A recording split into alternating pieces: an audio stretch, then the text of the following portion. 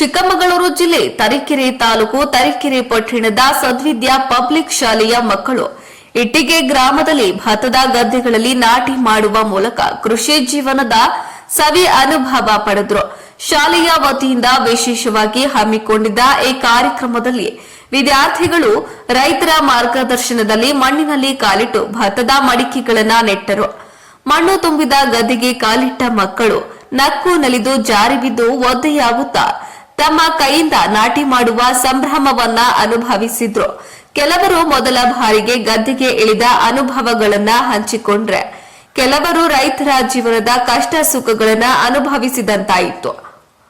ಈ ಸಂದರ್ಭದಲ್ಲಿ ಸದ್ವಿದ್ಯಾ ಪಬ್ಲಿಕ್ ಶಾಲೆಯ ಪ್ರಾಂಶುಪಾಲರಾದ ವರ್ಷಿಣಿ ಡಿ ಮಾತನಾಡಿ, ಕೃಷಿ ನಮ್ಮ ದೇಶದ ಬೆನ್ನೆಲುಬು. ರೈತರು ಮಾಡುವ ಪರಿಶ್ರಮದಿಂದಲೇ ನಾವು ಅನ್ನ ತಿಂತಿದ್ದೇವೆ. ಮಕ್ಕಳಿಗೆ ಈ ಅನುಭವ ನೀಡುವುದರ ಮೂಲಕ ಅವರಿಗೆ ಅನ್ನದ ಮೌಲ್ಯ, ಮಣ್ಣಿನ ಪ್ರೀತಿ ಹಾಗೂ ರೈತರ ಶ್ರಮದ ಮಹತ್ವ ಅರಿವಾಗುತ್ತದೆ.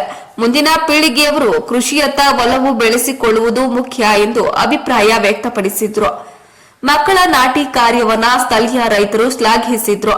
ಮಕ್ಕಳಿಂದ ನೆಡಲಾದ ಗಿಡಗಳು ಬೆಳೆದು ಫಲ ನೀಡುವುದನ್ನ ನೋಡಿ ಅವರಿಗೆ ಮತ್ತಷ್ಟು ಸಂತೋಷವಾಗುವುದೆಂದು ತಿಳಿಸಿದ್ರು.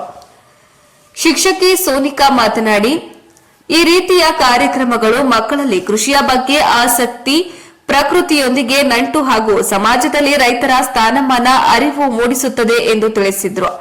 ವರದಿ ಪ್ರದೀಪ್ HE, ಪ್ರಜಾಪವರ್, ತರೀಕೆರೆ.